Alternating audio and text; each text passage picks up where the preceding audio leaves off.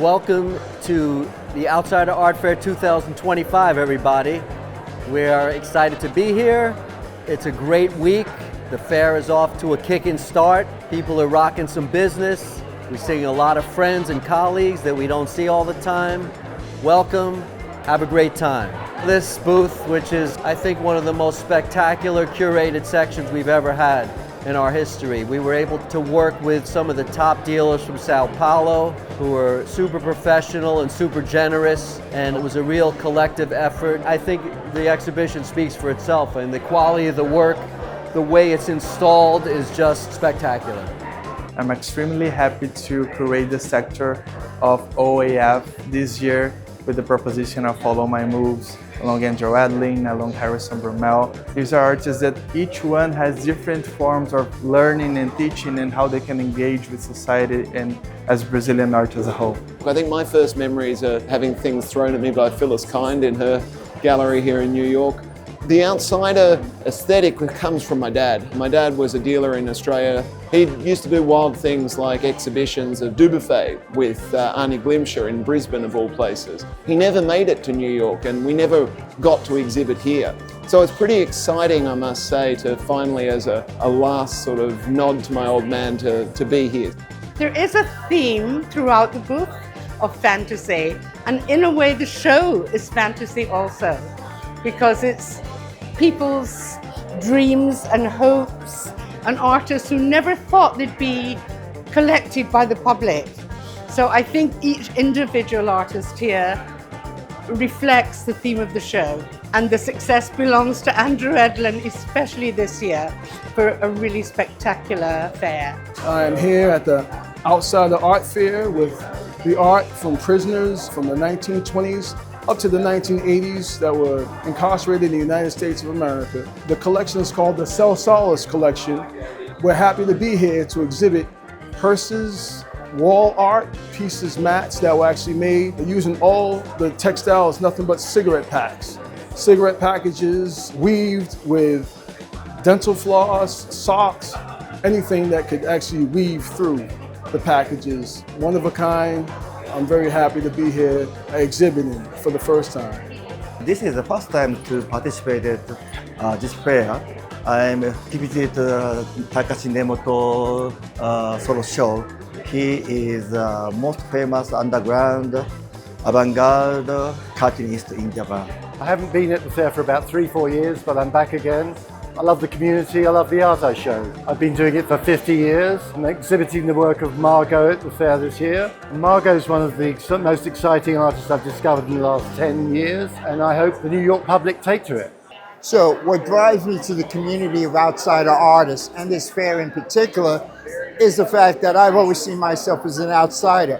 I've always had one foot in and one foot out in art and everything else I do. So I identify, as many of us do, with those who are on the fringe, because we're all on the fringe in one way or another. This is our first time at the Outsider Art Fair, and we are loving it. The vibe here is super happy, super upbeat. The people are really excited. Maybe the most interesting thing for us is that they are inquisitive about the art in a genuine way, and we just find the whole experience to be really lovely. I was trained as an architect, but became an art dealer along the way, and I've been involved with the world of outsider art for a long time, so-called outsider art. I'm always on the lookout for unusual bodies of work by self-taught artists. This show is actually the only show like it on the market. Andrew Edlin's done a great job. Every year there's different dealers, different artwork, different emphasis, and that's it. I've been to, over the years, many art fairs, and this one is more kind of a bohemian feel to this in terms of the work, and outsider art is a kind of classic phrase now. Untaught would be another word for it. It's fun to just sort of wander around and see some of the masters, Bill Traylor, Ramirez. So I don't know, it's fun to poke around, and the prices are much more reachable here than, say, in a contemporary art fair. Fleischer-Ullman's booth. This is incredible. We're looking back at the history of this field now in the sense that these really iconic collectors have been doing it for decades to the point now they're starting to sell the work. And it's really exciting for people to see these works after so many years when they've been behind closed doors. This year we're very honored to be representing portions of the collection of Audrey Heckler. Audrey Heckler was a major collector of self-taught material. She actually started collecting self-taught material at the very first Outsider Fair in 1990. She passed away about this time a year ago. She left a big chunk of her collection to the Folk Art Museum, and we are representing the rest of her collection. I just love this booth, which specializes in Canadian Inuit art. One of the things I love about the fair is being able to go through these kind of flat files of maybe more economically priced art and look at all these kind of magical drawings that you can get. Just the creativity with often very simple lines and means. I just love these. Representing our stand-up Billy White here at the Outsider Art Fair. I think one of the things that draws me to Billy and his work is that it feels like it really has a foot in the contemporary sphere as well as the self-taught. Well, here we are at this wonderful exhibit here. I'm at the Jennifer Lawrence Avenue, bought some stuff. I'm a happy camper. I think Susan is also. Yes, I'm really happy to be here at the preview to see all this outsider art. Really encourage you to make art yourself. Take care.